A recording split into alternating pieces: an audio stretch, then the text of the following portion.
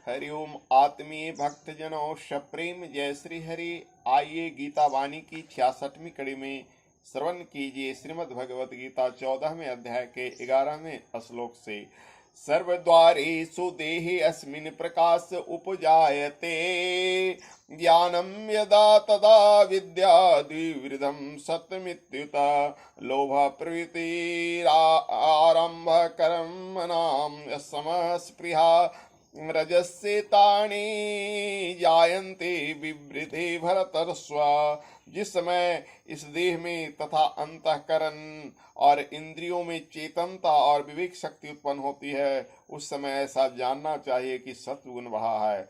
हे अर्जुन, रजोगुण के बढ़ने पर लोभ प्रवृत्ति, स्वार्थ बुद्धि से, कर्मों का सकाम भाव से आरंभ, अशांति और विषय भोग की लालसा, ये सब उत्पन्न होते हैं।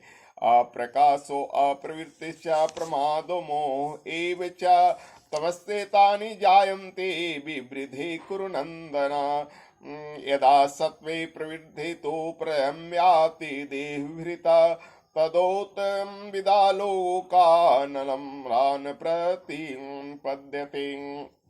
हे अर्जुन, तमोगुण के बढ़ने से अंतःकरण और इंद्रियों में अप्रकाश, कर्तव्य कर्मों में अप्रवृत्ति और प्रमाद अर्थात स्वयं चेष्टा और निद्रा आदि अंतःकरण की मोहिनी वृत्तियां, ये सभी उत्पन्न होते हैं।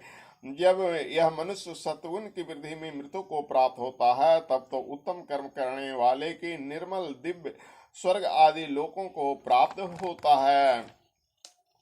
रजसी प्रलयं गत्वा कर्म संगीषु जायते, तथा प्रलयस्तमसि मूढयोनिषु जायते।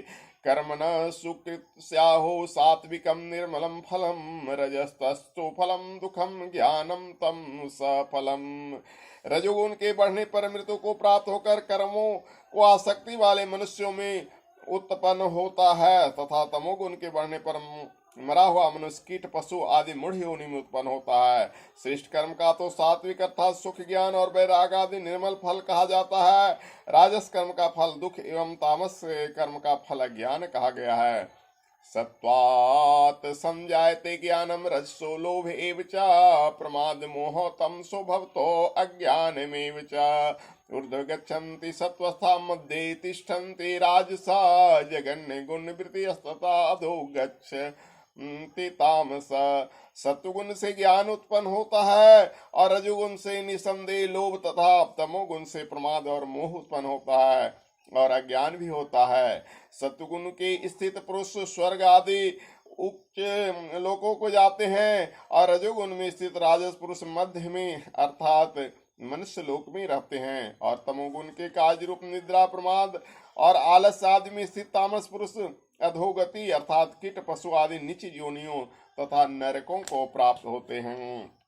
नान्यभ्य गुणेभ्य कर्तारम यदा दष्टानुपश्यते, गुणेभ्य च परं वेति मद्भावं सोऽधिगच्छते।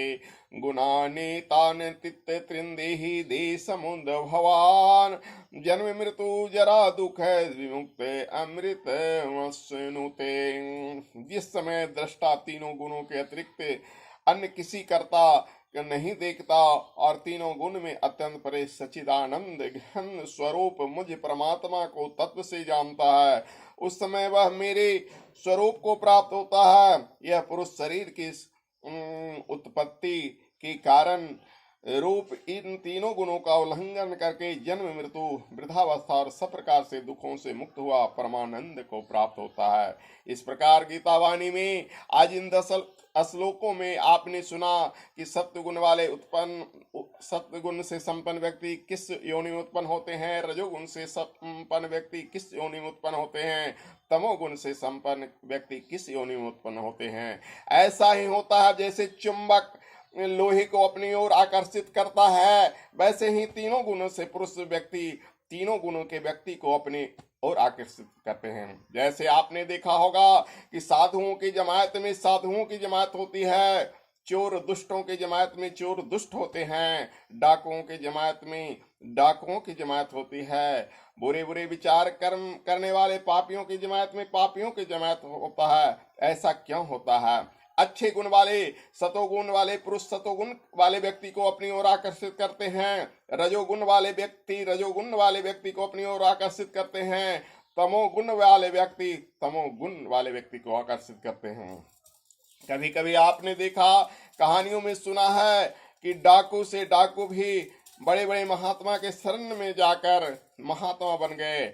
ऐसा इसलिए होता है कि उन महापुरुष जैसे भगवान बुद्ध और नारद ने डाकू को सुधार दिया। इनमें सतोगुणी की प्रवृत्ति अधिक थी और इस कारण से सतोगुणी तमोगुणी व्यक्ति भी उस सतोगुण से प्रभावित होकर सतोगुणी बन जाते हैं। कभी कभी आपने देखा होगा, बड़े बड़े सतोगुणी व्यक्ति भी रजोगुण या तमोगुण वाले व्यक्ति के वश में हो जाते हैं। जैसे मेनका नामक अप्सरा ने विश्वामित्र जैसे महातपस्वी को भ्रष्ट कर दिया, रंभा ने शुक्राचार्य जैसे तपस्वी को भ्रष्ट कर दिया, तो उस वक्त उस रजोगुण के संबंधित व्यक्ति ने सतोगुण पर विजय प्राप्त कर ली। उसके पास रजोगुण का अधिक से अधिक विशेषता थी। इस तरह जिस गुणों की जिसमें ज्यादा भरमार होती है, उस गुणों वाले व्यक्ति के तरफ उस गुण वाले व्यक्ति ही आकर्षित होते हैं, और जिस गुण में जिसकी कमी होती है उसकी पराजय होता है। इसलिए मनुष्य को अपने आप में देव भक्तों को अपने आप में सतोगुण की वृद्धि करनी चाहिए। तो इस प्रकार आज बस इतना ही। सब प्रेम जय श्री हरि भक्तों। हरिओम तत्सत। हरिओम ओम।